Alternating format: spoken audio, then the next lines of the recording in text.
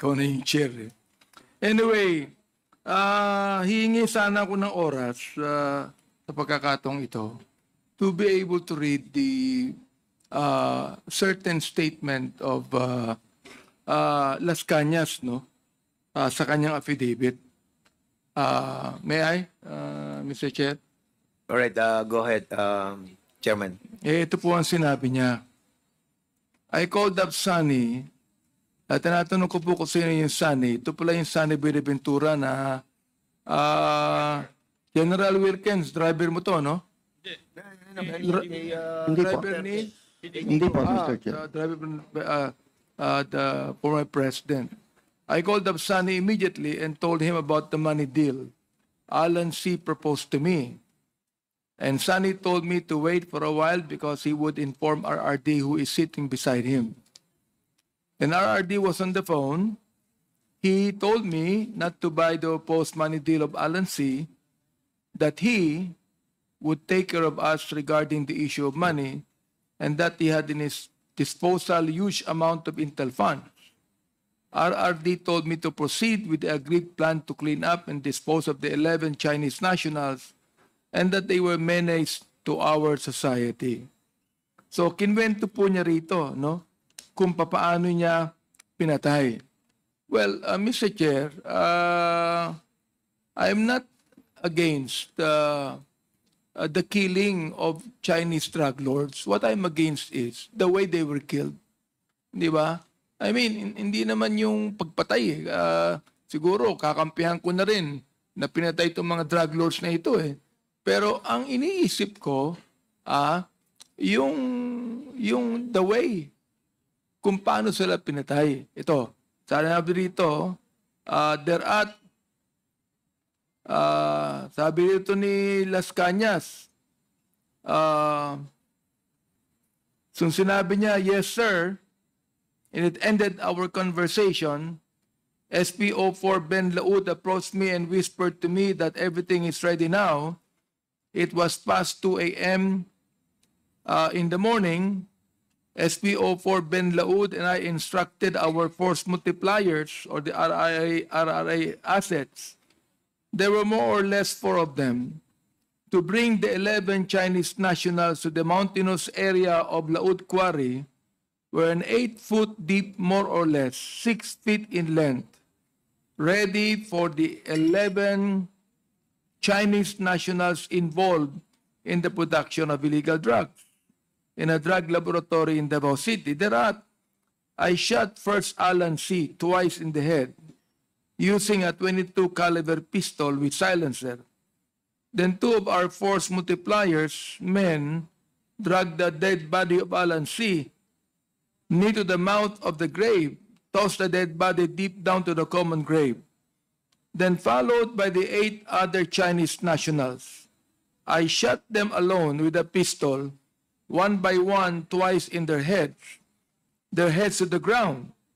Then I let Jim Tan shoot the other 2 male Chinese nationals, and he did. The 11 Chinese nationals rested in peace in their common grave with bullets in their head, and the rest was history. Ito po ay sinabi sa affidavit ni Mr. Las Cañas. Halimbawa, ikaw, General Wilkins, gagawin niyo ba yung klase ng pagpatay na ginawa ni Las Cañas? Hindi po. Yun. Okay. Ibig sabihin, naniniwala din kayo sa due process, correct? Yes, Mr. Chair. Ayan. So, mali yung kanilang way ng pagpatay. Hindi ko kasi kilala si Las Cañas talaga. Hindi yung pinag-usapan. So, mali talaga si Las Cañas. Ayun. Yun ang gusto kong sabihin mo sa akin. Mali po si Hindi Las ka- Cañas. No? Hindi ka sumasang-ayon eh. Yes. Kung paano sila pinapamatay. Di mali ang ginawa ni Las Cañas. Yes, sir. Oo. Pero ito, personal testimony ni Las Cañas to eh. Na ginawa niya, no? So, ito. Gusto kong tanungin si Mr. Asierto. Andiyan ba si Mr. Asierto? Oo. Andiyan pa.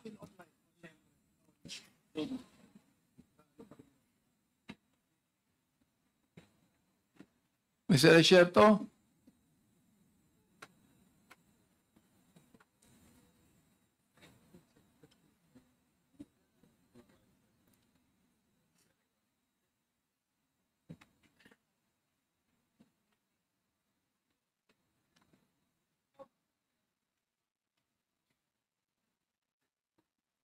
Well, bago yan, habang ang ating inaano pa si Ms. Esierto, gusto ko rin tanungin ng ibang general dito. Oh, General La Peña, general ka rin, di ba? Oh, Yes, Your Honor. hindi mo rin gagawin to. Yes, definitely not, Honor. Oo. Naniniwala rin kayo sa due process. Yes, Your Honor. Okay. So, mali ang ginawa ni Las Cañas. Yes, Your Honor. Mali, Alright. Your Honor. Sino po yung ibang general dyan? Sagutin niyo ako. General Nico, pagkasabi mo nga sa akin, ikaw ang PIDEA head dito, di ba? The officer in charge, sir. Yes, Ayan. sir, it is very wrong. So, mali-mali yung ginawa. Yes, sir. No? Ngayon look ito Chinese drug lords to di ba? I mean, look tanggapin natin na dapat patayin itong mga ito. Pero, katulad nyo, naniniwala din po ako sa due process. Okay. Andyan si Mr. Peldon. Ikaw nasa PNP rin, di ba? Dati. Am I right? Army. At sa Army ka dati, di ba? Oo. Ano po yun? Marines, Your Honor. Marine. Yan. Matindi ang mga Marines. Believe ako sa mga Marines Pero, gagawin mo rin ba ang ginawa ng Las Cañas? Kung yung pagkakataon ka. No, Your Honor. Ha?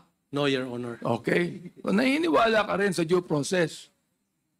Yun po ang sinasabi natin dito sa taong bayan po natin.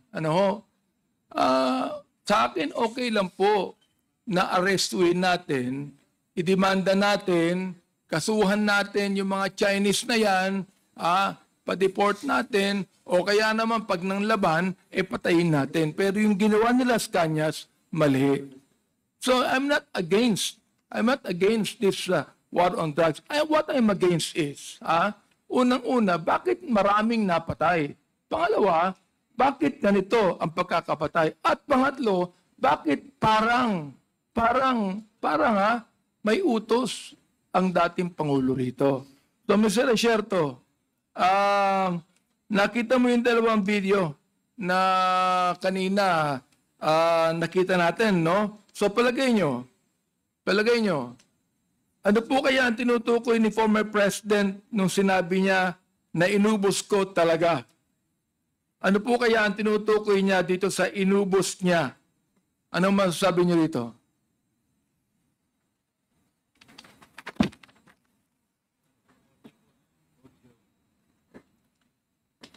May audio.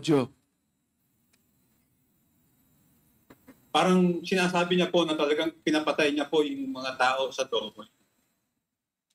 Okay. So, Ano mo kasi, Dumoy, malaki naman yung Dumoy. So, pinatay niya yung mga taong ito. Pala sa Dumoy yata, 6 bang napatay, General Wilkins, no? Yes, Mr. Chair. Doon sa Arlene, 13. 13 ang pinatay. Hindi ko alam, Mr. Chair. Oo, 13 ang pinatay. Alam mo yon, di ba, Mr. Esierto? Yung 13 po sa Arlene apartment, ang Yes, alam ko po yes. na-release po sila.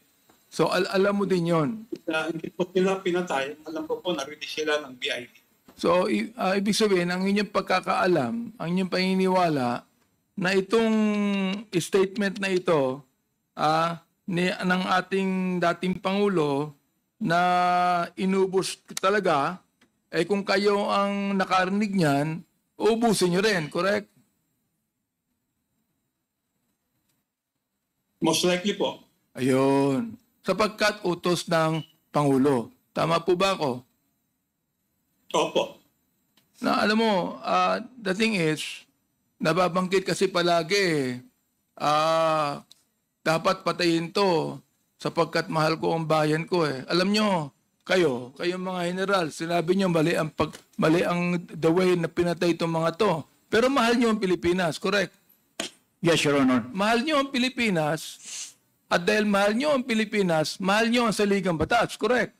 That's right, Your Honor. Ang Saligang Batas sinasabi na kinakailangan may due process, correct po ba?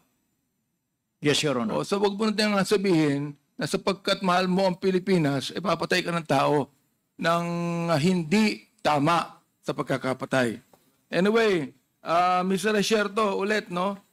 The PDEA claims, ito that in 2004 to 2005, there were several raids conducted across Davao City, no? Particularly Arlene Department, sa isang clandestine laboratory in Dumoy, sa isang industrial compound in Bunawan, sa isang chemical warehouse in Nagdao. Do you confirm this, Mr. Resierto? Yes, Mr. Chairman. So dito po sa 4 na raids na ito, andun kayo? Sa Domoy, opo, nandiyan po ako. Sa Arlene, wala kayo doon? Yung kinuha po nila yung mga tao sa Arlene apartment, wala po ako. Wala ka doon. Doon sa industrial compound, sa Bunawan. Opo, nandun po yung Andun kayo? head scrapper. Oo. Nandun po ako. Doon sa chemical warehouse in Nagdao, andun din po kayo? Opo, nandun din po ako. Okay. Now, kasama nyo rin po ba sa raid na ito na nandun kayo si General Wilkins Villanueva? Tama po ba? Opo. Oo. Okay. General, kinukumpirma nyo rin po ba ito? Yes, Mr. Chair. Okay. So, kasama po kayo sa Dumoy raid. Kasama Yes, kayo doon. Mr. Chair. Okay. Kayo po ba pinaka-lead doon? Sino pinaka-lead doon? Ako po, Mr. Chair. Ikayo, oo. Sa surveillance na ginawa bago yung raid na ito, kasama rin po ba kayo? Mga tao na namin po yan, Mr. Chair. Mga tao nyo na. So, Mr. Resierto, naalala nyo po ba kung bakit naging target yung 4 na lokasyon na yan? Naalala nyo? Opo. Meron po ba kayong ginawang surveillance dyan bago nyo ginawa yung pag-raid? Opo. Sinurvey lang po namin sila ng matagal. Opo. Kasama po ba kayo sa mga nag-surveillance sa mga areas na yan? Hindi po sa lahat ng pagkakataon. Ang talaga po naggawa ng surveillance ay... Okay, pero kasama kayo sa ibang surveillance na ginawa. Opo. So, sino-sino po ba yung kasama nyo sa nag-surveillance? Si Captain Pajardo, si Captain Pajardo, si then Sergeant Perote, the late Sergeant Perote, and Jerry Liwanag po. Okay. Mr. Chair, gusto ko lang ulitin by way of manifestation na tulad po ng ating mga mabubuting general dito na naniniwala po sila sa due process pero mahal din po nila ang kanilang bansa. Ano? Ang sinasabi ko lang dito ay ganito. Naniniwala po ako sa war on drugs. Naniniwala po ako ng mga Chinese drug lord na ito hindi manatiling buhay kung kinakailangan patayin. Pero naniniwala rin po tayo sa ating saligang batas. Na kinakailangan po may due process na ang suspect is considered innocent until proven guilty. Na ang pagkakapatay na ginawa ni Las Cañas, kung totoo yan, ay maling-mali at hindi dapat sa ating demokratikong lipunan. Yun lang po, Mr. Chair. Salamat po. Thank you, Congressman Abante. Just like what